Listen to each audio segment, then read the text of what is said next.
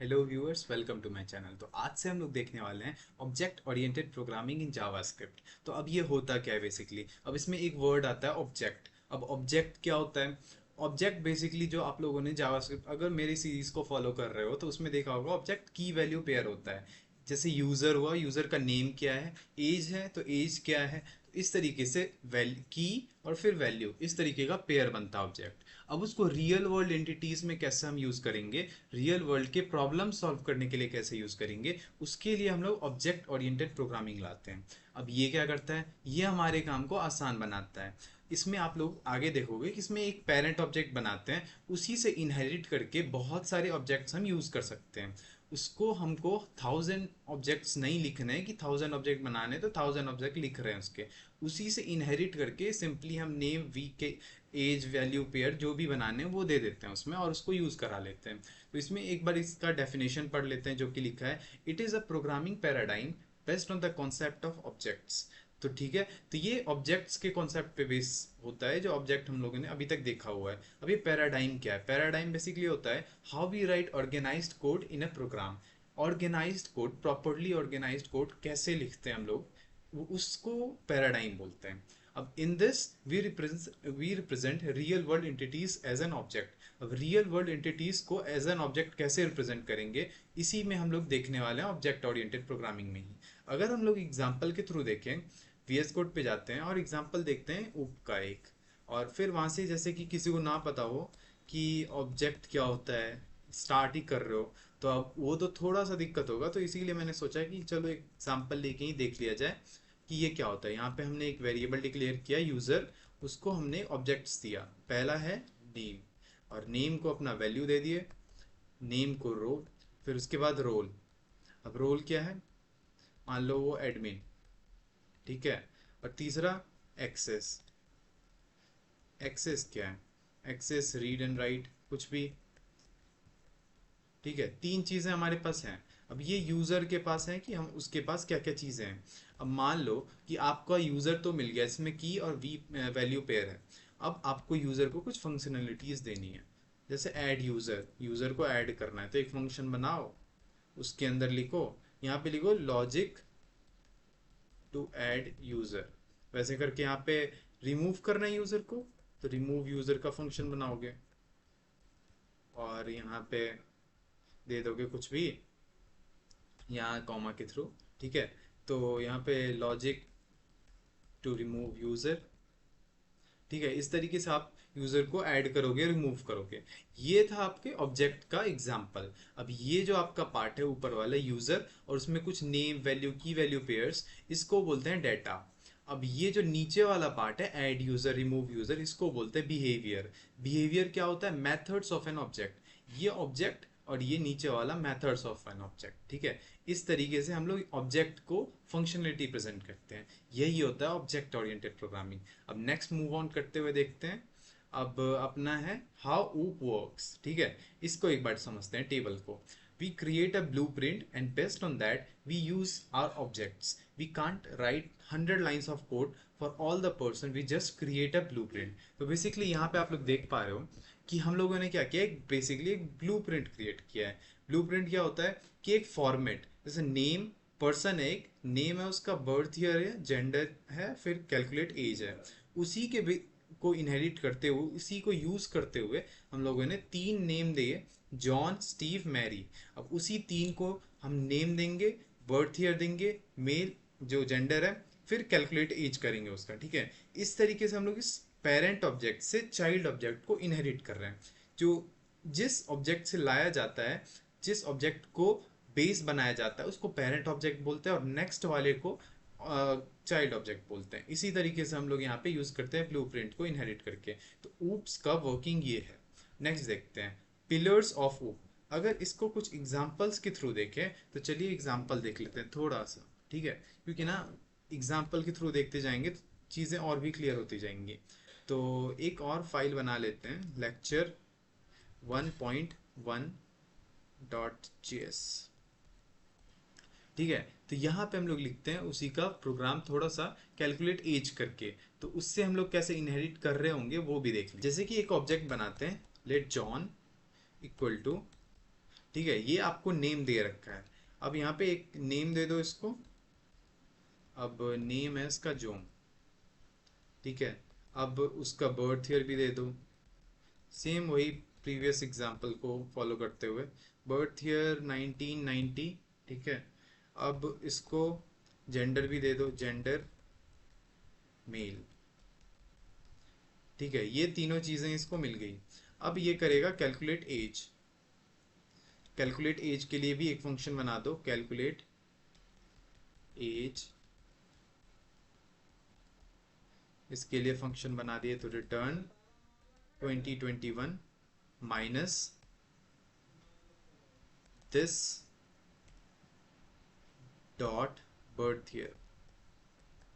तरीके से हम लोग देख सकते हैं कि एक ऑब्जेक्ट बना के कैसे हम लोगों ने इसको की वैल्यू पेयर दिया, फिर उसके अंदर एक फंक्शनलिटी जो कि कहलाता है बिहेवियर ऑफ एन ऑब्जेक्ट, वो दिया, फिर उसके बाद हम लोगों ने इसको प्रिंट करा दिया। उसी तरीके से मल्टीपल ऑब्जेक्ट्स बनाने हैं, तो इसको करें कॉपी और यहाँ पे करें पेस्ट, यहाँ पे करें पेस्ट। तो मान लो ये है हैरी,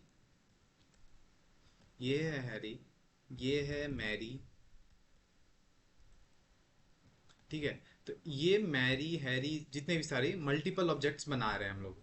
ठीक है, यहाँ पे अब मल्टीपल ऑब्जेक्ट्स तो बना रहे हैं, पर लेकिन अगर कुछ ऐसा हो, जैसा ये चार्ट में दिख रहा है कि हम लोग एक ही ब्लूप्रिंट बनाए और उसी को फॉलो करते हुए मल्टीपल ऑब्जेक्ट्स बना ले, तो इससे क्या होगा, हमें 1000 100 जितने भी ऑब्जेक्ट्स बनाने होते हैं उतने नहीं बनाने होंगे, बस हम इससे पेरेंट ऑब्जेक्ट से इनहेरिट करके अपना चाइल्ड ऑब्जेक्ट बना सकते हैं। तो इस तरीके से ये काम करता है। तो अब इसके पिलर्स देख लेते हैं। तो मैं फिर से एक बार रिपीट करता हूँ कि ये ऊप का जो फर्स्ट इंट्रो वीडियो हो रहा है, हम लोग इस पर डिटेल में देखने वाले हैं विद प्रॉपर एग्जाम्पल्स। ठीक है, तो सबसे पहले चलते हैं पिलर्स ऑफ ऊप के बारे में।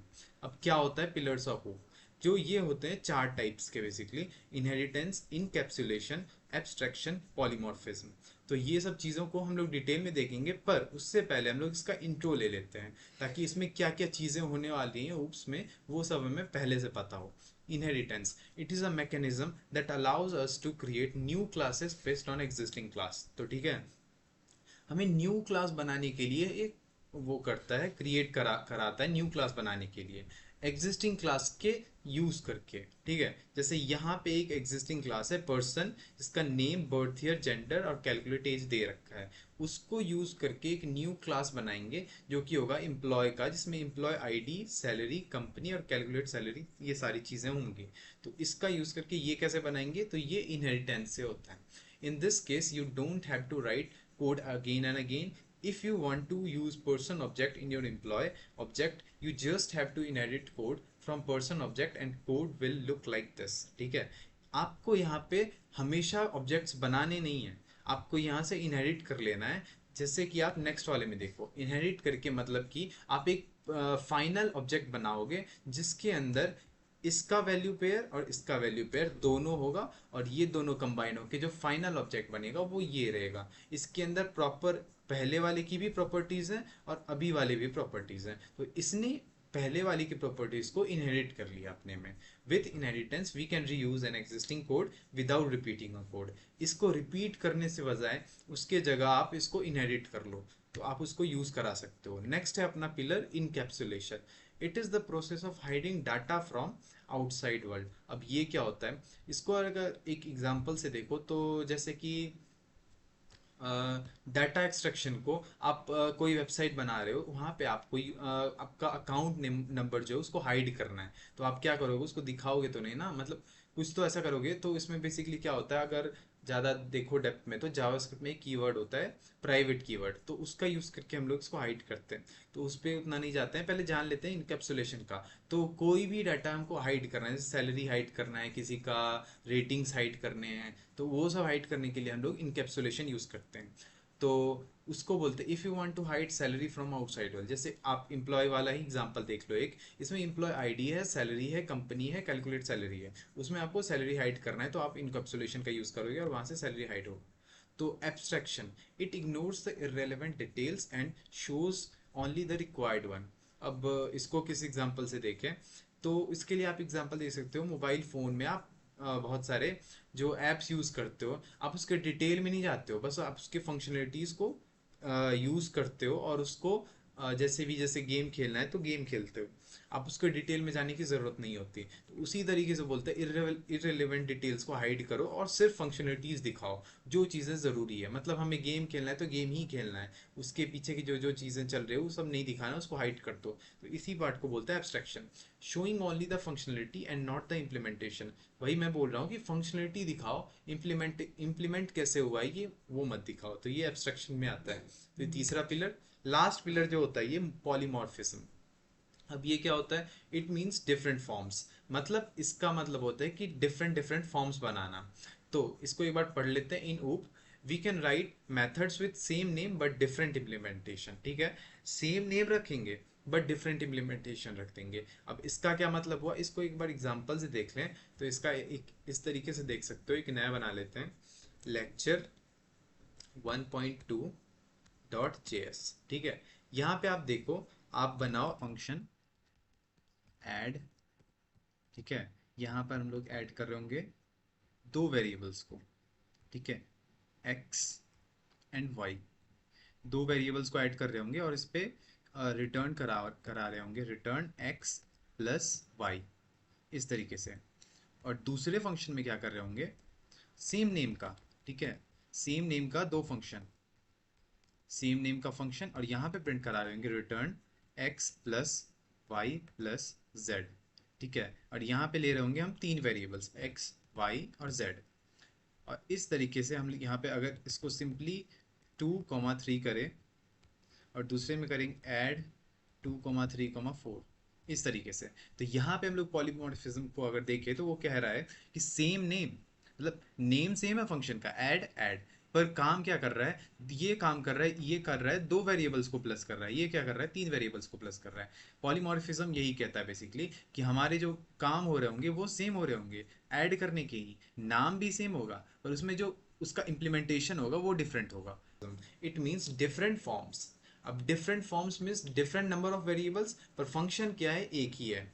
We can rewrite we can write methods with same name but different implementation. तो ये था ऊप के लिए पूरा अपना जो बेसिक इंट्रो होता है वो था। अब ये चारों पिलर्स जो हैं, सबके बारे में प्रॉपर एग्जांपल्स के साथ हम लोग ऊप में आगे बढ़ेंगे।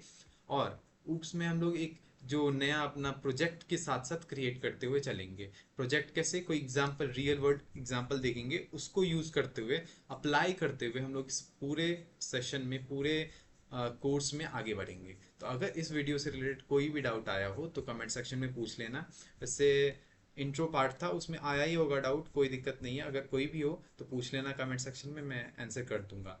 तो मिलते हैं नेक्स्ट वीडियो में, तब तक के लिए टेक केयर।